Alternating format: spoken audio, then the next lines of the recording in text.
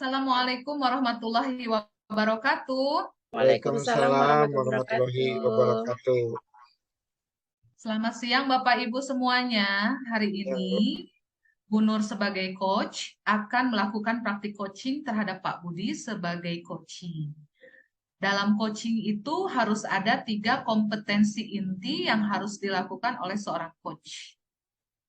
Yang pertama adalah presence atau kehadiran penuh. Yang kedua adalah mendengarkan aktif coaching.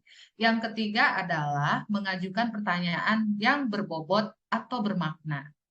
Perlu diingat juga dalam melakukan coaching ini menggunakan percakapan dengan alur tirta yang memuat tujuan, identifikasi masalah, rencana aksi, dan tanggung jawab.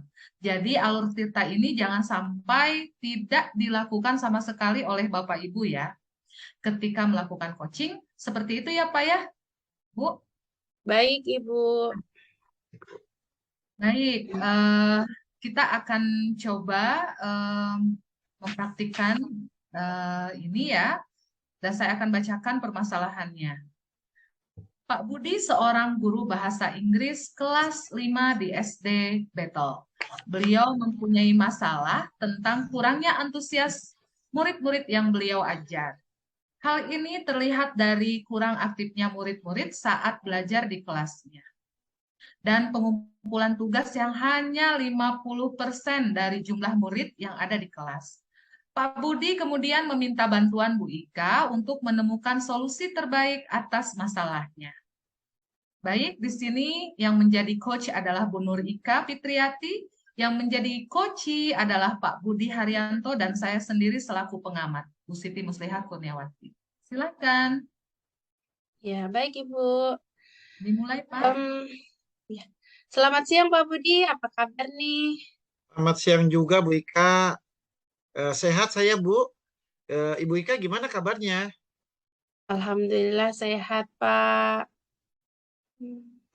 Gini Bu Ika, lagi sibuk nggak Bu? Saya mau minta waktu Ibu nih. Saya mau ngobrol nih Bu. Ada masalah nih akhir-akhir ini nih di pembelajaran kelas saya Bu. Enggak, saya nggak sibuk, Pak. Ada apa sih? Jadi Apa begini yang mau nih Bu. Bapak ceritakan? Jadi begini nih Bu. Akhir-akhir ini murid-murid di kelas yang saya ajar nih sepertinya kurang antusias Bu. Jadi terlihat Hmm, mereka pasif sekali. Selain itu juga hmm, kalau dikasih tugas tuh cuma 50% ngumpulinnya itu paling banyak. Jadi harus iya.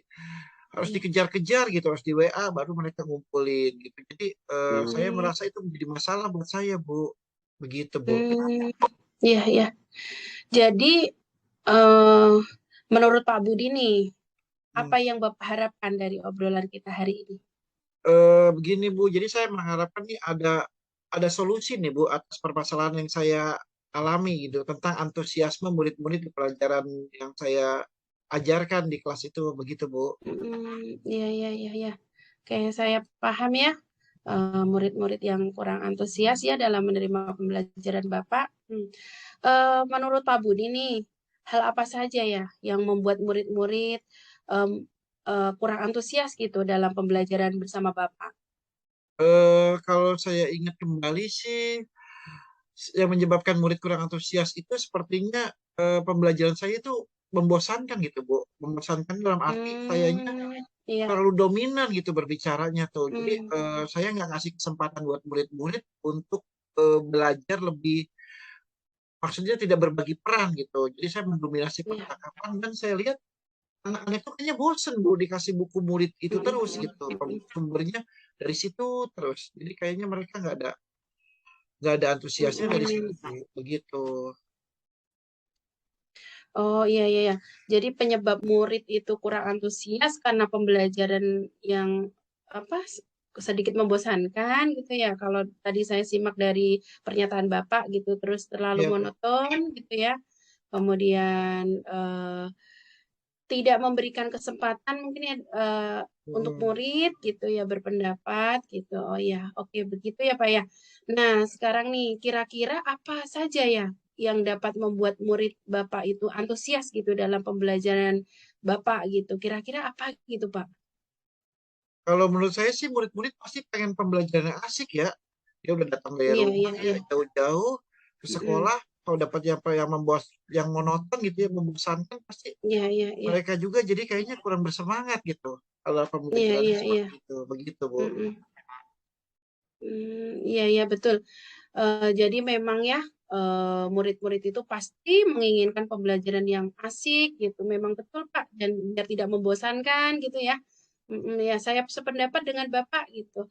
Tapi Pak, menurut pendapat Bapak lagi nih, coba apa saja ya yang bisa membuat murid-murid itu asik gitu dan tidak bosan gitu? Pembelajaran yang seperti apa gitu, Pak?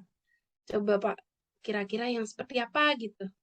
Kalau menurut saya sih Bu, pembelajaran itu harus berpusat sama murid ya. Kan selama ini berpusat Iya, iya, sama betul. saya itu jadi sebagai sumber referensi mereka gitu. Mungkin itulah, apalagi kan anak-anak ini kan udah besar ya, udah bukan anak kecil lagi. Mereka itu harusnya lebih Iya, aktif dalam pembelajaran. Terus iya, kemudian saya berpikir kalau dikasih ice breaking kayaknya bagus kali ya Bu ya. Jadi berarti nggak iya, bosan iya, gitu. Terus iya. sumber belajar itu harus jangan dari buku Hmm, murid aja, mungkin bisa dari hmm, eh, sumber-sumber yang lain gitu yang mengasihkan kayak hmm, YouTube, TikTok dan sebagainya lah ya. Begitu Bu hmm. menurut saya. Ya, oke. Iya betul Pak, saya sepakat betul. Karena memang sekarang tuh ice breaking ya, sangat menarik gitu ya, memberikan semangat untuk anak-anak gitu ya. Nah Pak, kira-kira nih, apa mengenai tugas nih ya, apa tugas yang diberikan kepada murid-murid nih, Bapak menyebabkan murid itu kurang antusias gitu Pak, dalam mengumpulkan tugas? Iya nggak gitu Pak? Ya bisa jadi ya Bu ya. Jadi Iya, kadang-kadang kalau saya lihat begini, murid itu menjadi monoton kalau dikasih tugasnya banyak-banyak gitu iya, ya. Jadi saya pikir kalau terlalu banyak pertanyaan terus dia ngeliatin buku, jadi itu tidak mm, merangsang mm, kreativitas dia gitu ya. iya, Jadi harusnya saya kasih tugas murid itu lebih beragam gitu ya, tidak hanya selalu iya, textbook gitu Bu, seperti iya. itu. Mm. Jadi bisa juga ya tadi pernyataan Bapak bisa memberikan sumber belajar yang beragam mungkin ya Pak ya dan mengasihkan tentunya gitu. Pak, kalau boleh tahu, Bapak menggunakan sumber belajar apa saja di kelas? Saya sih buku teks ya Bu, buku murid yang biasa kita pegang, Hmm, buku pegangan siswa gitu ya, dan juga paling iya. hanya sumber-sumber tertentu di perpustakaan, tapi jarang saya banyaknya hanya buku murid itu aja. Oh, iya iya iya iya. Adakah Pak sumber belajar selain buku teks gitu, buku murid? Ya mestinya sih ada ya, banyak ya, sekarang kan udah maju ya. Jadi menurut Iya, saya sekarang sumber informasi sih bukan dari buku murid aja ya. Sekarang kan banyak, saya lihat juga banyak orang mengajar di YouTube, iya, pelajaran-pelajaran bisa kita ambil di TikTok, di IG, seperti itu ya. Juga banyak iya. sumber guru-guru lain juga yang menulis ya di Mm-mm. eh, punya blog-blog internet ya. Saya pikir Iya, itu bisa jadi sumber referensi gitu Bu, buat iya murid betul supaya tidak sekali. bosan ya. Mm-mm. Seperti itu. Iya, iya betul. Iya, iya. Ya, saya yakin nih sekali, saya yakin sekali ya, bila Bapak itu bisa menggunakan berbagai macam sumber belajar, pasti akan membuat murid-murid antusias ya dalam pembelajaran. Hmm. Nah, jadi nih, kapan Bapak, jadi sekarang nih, apa rencana Bapak nih untuk menyelesaikan masalah ini? Ya, saya sih sudah mulai kepikiran nih Bu, gimana ya kalau saya gitu ya merancang sumber belajar itu tidak selalu dari buku buku siswa, itu memang penting sebagai Iya, acuan. Tapi saya akan melengkapinya dengan mengambil sumber dari YouTube, dari IG, hmm, dari TikTok. ya, Jadi terus jadi mereka itu apa namanya terekspos gitu ya. Jadi iya, terkeluar gitu semangat belajarnya. Kemudian mengenai pengumpulan tugas ya supaya tidak terlalu banyak, saya hmm, sebaiknya tidak selalu tugas-tugas itu dikerjakan dengan mengumpulkan gitulah hmm, menulis. hmm, Kan anak itu punya bakat dan minat berbeda. Jadi saya pernah lihat orang mengumpulkan tugas itu lewat link YouTube atau lewat TikTok atau lewat IG. Jadi saya hmm, akan mulai menerapkan itu Bu.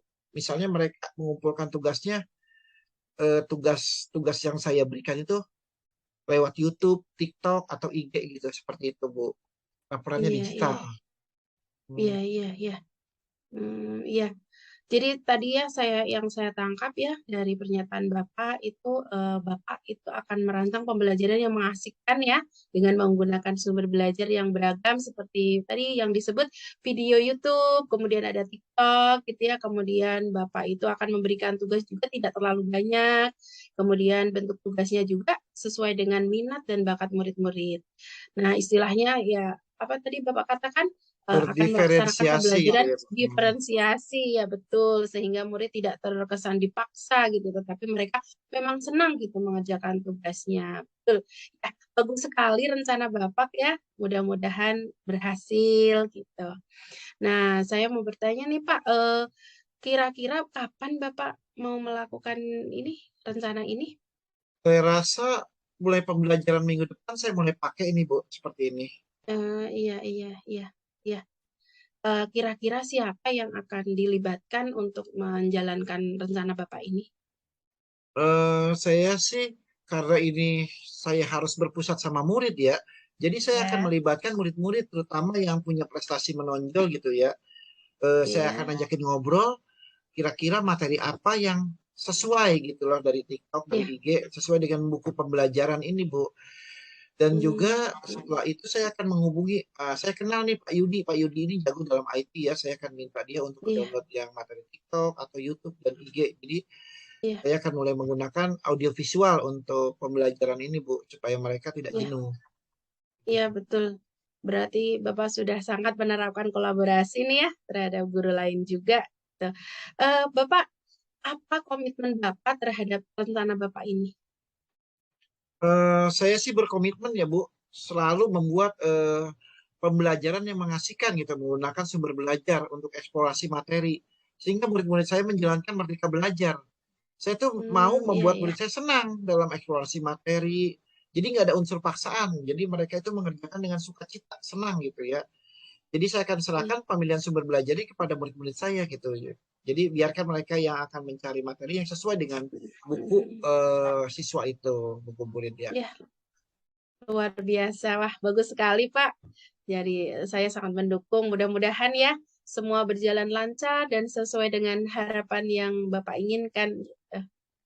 Iya. Terima kasih nih Bu Ika atas waktunya Ya, ya. ya, Mudah-mudahan kita semua bisa jadi guru yang selalu dirindukan sama ya, murid-murid kita ya Bu. Terima kasih ya. sekali lagi. Nah, Amin. iya, sama-sama. Bapak, apa perasaan Bapak sekarang setelah kita ngobrol? Iya, saya sekarang udah merasa lebih lega ya Bu ya. Jadi ternyata Alhamdulillah. ide eksplorasi dan murid ini juga saling berkaitan ya Bu. Jadi Iya, saya merasa sangat bersyukur sekali nih sudah punya apa jalan keluar dari permasalahan saya sendiri Bu. Alhamdulillah. Ya, Alhamdulillah Pak, kalau Bapak sudah bisa lebih lega ya. Ya, Jadi sudah menemukan solusi. Nah, saya tunggu nih Pak. Setelah rencana Bapak jalankan, nanti saya tunggu kabar baiknya ya. baik Bu. Semoga sukses gitu. Ya, Ya, terima kasih Bu. sama-sama Pak Budi. Semangat. Semangat.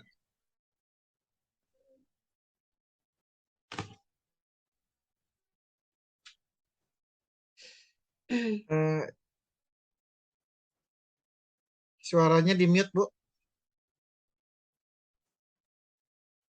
Oke, luar biasa praktik coaching yang sudah dilakukan secara bersama-sama ya antara Bun Ika dengan Pak Budi. Nah, saya mengapresiasi sekali dari praktik coaching hari ini. Terima kasih ya Pak Budi dan Bu Nur. Coachingnya Sama-sama sangat Ibu. bagus, sangat mengena sampai kepada titik temu solusi yang dituju. Ada 3 kompetensi inti yang sudah Ibu lakukan. Di situ saya melihat presence, kehadiran penuh yang Ibu tunjukkan ya. Ibu juga sudah mendengar aktif coaching ya. Itu terlihat dari Ibu banyak memberikan kesempatan kepada coaching untuk mengeksplor ya. Ya. Ya, Ibu sedikit sekali berbicara dan lebih banyak coachingnya yang berbicara. Selain itu juga Ibu fokus dengan menggunakan rasa dan menggunakan pertanyaan-pertanyaan yang berbobot, Bu, yang bermakna dan reflektif, ya reflektif. Iya. Nah, sambil kita evaluasi nih Bu ya, alur tirta yang Ibu gunakan terhadap Pak Budi ini, apakah Ibu sudah menggunakan keseluruhan alur tirtanya? Iya, ya Bu Siti, saya sudah menggunakan alur yang sesuai dengan alur tirta ya Bu. Yang pertama tadi saya udah menggunakan tujuannya, kemudian saya mengidentifikasi, kemudian rencana aksi, dan terakhir tanggung jawab. Baik, Bu. Kalau saya lihat dari praktek coaching yang Ibu lakukan itu sudah sangat bagus. Ibu juga menampilkan apresiasi ya, bentuk apresiasi yang sudah Ibu munculkan itu kepada coach itu nampak, dan Ibu memberikan jeda ya kepada coach sehingga percakapannya itu tidak terkesan terburu-buru. Nah, ini sebenarnya yang menjadi praktik coaching yang harus dilakukan oleh para coach ya. Nah, kalau saya berikan dari skala 1 sampai 4 ya, kalau saya berikan nilai nih, saya akan memberi skala 4 untuk coaching hari ini. Sukses Terima selalu kasih untuk Ibu. Tika ya dan Pak Budi ya. Sama-sama Luar Ibu. biasa hari ini. Yeah. Sampai ketemu Yeah. lagi. Assalamualaikum warahmatullahi wabarakatuh. Waalaikumsalam warahmatullahi wabarakatuh.